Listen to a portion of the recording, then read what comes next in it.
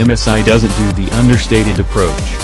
The company likes to add a little extra whenever a reference specification looks too conservative. And why not, as long as there's value to tap into. In the case of Nvidia's GeForce GTX 1080 we're already talking about the very highest-end graphics card available, short of Titan XP. But MSI arms its interpretation with an available 330 watts power target and a massive cooler, giving us reason to be optimistic about this board's prospects.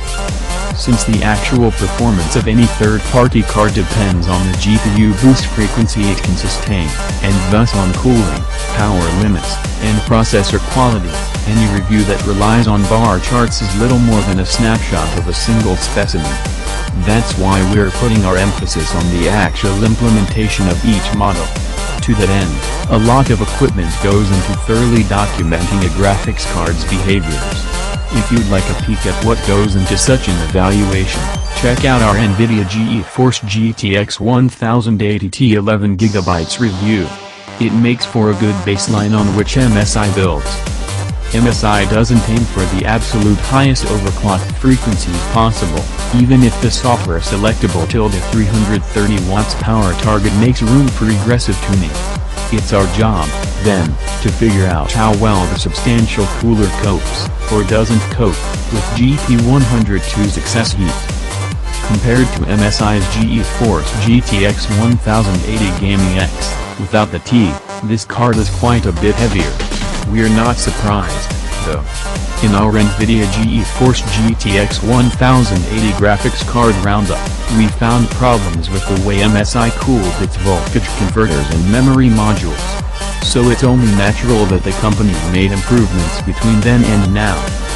With an impressive weight of 1.253 kilograms, a moderate length of 27.9 centimeters, measured from the outer edge of the slot bracket to the end of the shroud, a height of 13.5 centimeters, from the top of the motherboard slot to the upper edge of the cover, and a width of 4.57 centimeters, this effectively 3-slot card is a bulky beast. Additionally, it requires an extra half a centimeter of space in the back.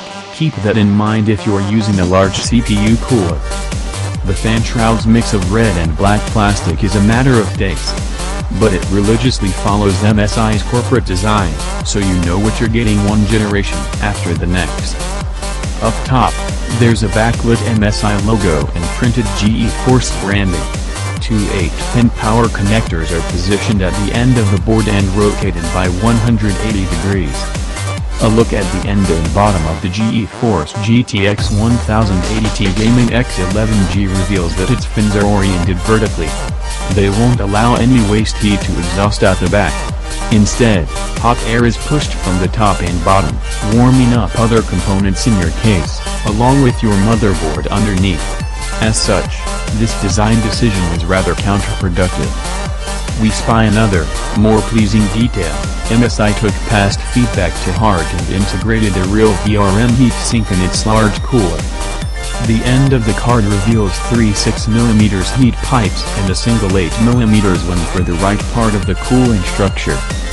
The slot bracket features 5 display outputs, of which a maximum of 4 can be used simultaneously in a multi-monitor setup. In addition to one dual-link DVI-D connector, the bracket also hosts 2 HDMI 2.0B ports and 2 DisplayPort 1.4 capable interfaces. No doubt, this is a nod to Rift and Vive owners who need at least one HDMI output for their HMD.